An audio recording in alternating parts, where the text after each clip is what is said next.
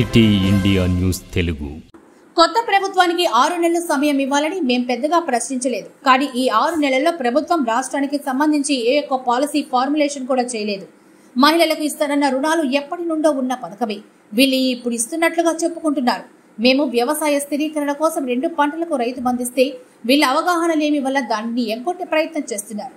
ఇది పూర్తిగా రైతు శత్రు ప్రభుత్వం. ఇండస్ట్రియల్ పాలసీ ఏమీ లేదు. దాని గురించి స్టోరీ టెల్లింగ్ గా ఉంది తప్ప బడ్జెట్లో ఏదీ లేదు. వ్యవసాయ పాలసీ ఏమిటి, పారిశ్రామిక పాలసీ ఏమిటి, ఐటీ పాలసీ ఏమిటి, పేద వర్గాల మీద పాలసీ అనేది ఏమిటి అంటూ ఏ ఒక్క అంశం లేదు. అసెంబ్లీ మీడియా పాయింట్ వద్ద కేసీఆర్ ఇలా అన్నారు.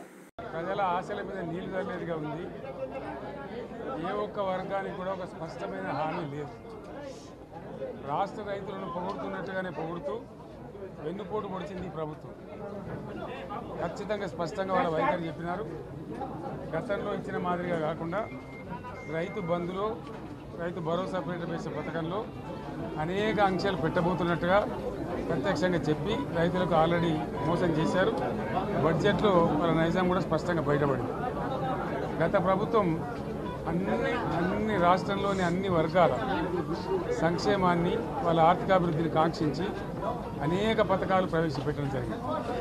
ఒక్క పథకం మీద కూడా ఇప్పుడు స్పష్టత లేదు. ఫర్ ఎగ్జాంపుల్, యాదవుల కోసం ఉన్నటువంటి వాళ్ళ అభివృద్ధి కోసం పెట్టినటువంటి గొర్రెల పెంపకం పథకాన్ని టోటల్గా మూసివేసినట్టుగా మనకు అర్థమవుతా ఉంది. ఇప్పటికే యాదవ సోదరులు చెల్లించిన డిపాజిట్ కూడా తిరిగి వాపసు తీసుకున్నది ప్రభుత్వం. ఎక్కడ కూడా లేదు. అత్యంత అడుగు వర్గాలు అని డబ్బా కొట్టినట్టు కొడుతూనే వాళ్ళు గొంతు కోసింది ప్రభుత్వం. దళిత వర్గాల కోసం గణితంలో ప్రవేశపెట్టబడ్డ విప్లవాత్మకమైనటువంటి దళిత బంధు పథకాన్ని ప్రస్తావన కూడా లేదు. ఇది చాలా దురదృష్టకరం. దళిత సమాజం పట్ల వీళ్ళకు ఉన్నటువంటి నిర్లక్ష్యానికి, వాళ్ళ ఫ్యూడల్ విధానానికి ఇంతకన్నా గొప్ప నిదర్శనం కూడా అవసరం లేదు. అదేవిధంగా మత్స్యకారులకు ఆ భరోసా లేదు. ఎవరికి కూడా చెప్పుకోదగ్గ భరోసా లేదు. ఇందులో విశేషం హైలైట్ ఏంటంటే, ఆర్థిక మంత్రి ప్రతి మాటను ఒత్తి ఆ డబ్బు వచ్చినప్పుడు అదేందో పెద్ద మహాప్రపంచ విజయంలాగా ఒత్తి చెప్పడం తప్ప కొత్తది ఏమీ లేదు. ఒత్తి పలుకులు పలకడం తప్ప కొత్తగా చెప్పింది ఏమీ లేదు. ఏ ఒక కొత్త సంక్షేమ పథకం కానీ ఏది కూడా లేదు. మహిళల పట్ల కూడా చాలా స్పష్టంగా చెప్పాల్సిన అవసరం ఉండే. కానీ వాళ్ళు మేము 1,00,000 కోట్లు ఇస్తాం, అన్ని రుణాలు, ఆ రుణాలు వీలేదో ఇస్తున్నట్టుగా అది ఆల్రెడీ ఉన్న స్కీమే, నథింగ్ న్యూ అబౌట్ ఇట్, ఏమి లేదు. వెరసి ఇష్యూ యాజ్ ఏ హోల్. దురదృష్టం ఏంటంటే, చాలా బ్యాడ్ లక్ ఏంటంటే, మేము కూడా ప్రభుత్వం ఏర్పడిన తర్వాత కనీసం ఒక 6 మాసాల సమయం వాళ్ళకి ఇవ్వాలని మేము అనుకున్నాం. నేను కూడా శాసనసభకు దగ్గర రాలేదు. కానీ ఈరోజు బడ్జెట్ చూస్తే ఏ ఒక్క పాలసీ ఫార్ములేషన్ జరగలేదు. రాష్ట్రానికి సంబంధించినటువంటి ఏ ఒక్క విషయంలో కూడా ఈ అర్భక ప్రభుత్వం ఇప్పటి వరకు పాలసీ ఫార్ములేషనే చేసినట్టుగా కనపడతలేదు. వ్యవసాయం ఉంది, మాకు స్పష్టమైన అవగాహన ఉండే ఈ రాష్ట్రంలో వ్యవసాయ స్థిరీకరణ జరగాలని మేము 2 పంటలకు కూడా ఇచ్చినాం రైతు బంధు. వీళ్ళు ఎగ్గొడతామని చెప్తా ఉన్నారు.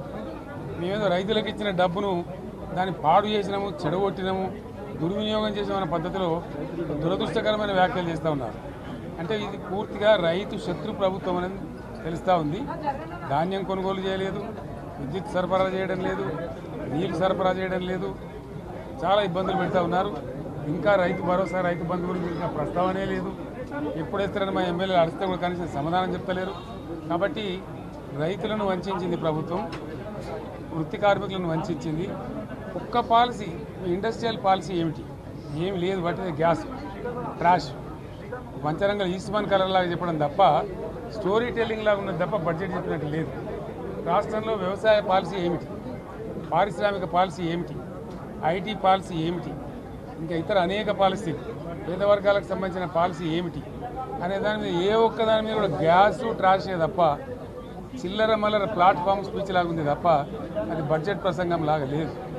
రాజకీయ సభలలో చెప్పినట్టుంది తప్ప ఏ ఒక్క పాలసీని కూడా నిర్దిష్టంగా ఈ పనిని మేము ఎట్లా సాధిస్తాం, మా గోల్స్ ఇవి, మా టార్గెట్స్ ఇవి అనే పద్ధతి కానీ పద్దు కానీ లేదు. ఇది పేదల బడ్జెట్ కాదు, రైతుల బడ్జెట్ కాదు, యువల బడ్జెట్. విశ్లేషణలో మీకు తెలుస్తుంది. భవిష్యత్తులో బ్రహ్మాండంగా మేము దీన్నంతా కూడా చీల్చి చెండాడబోతాం. Thank you.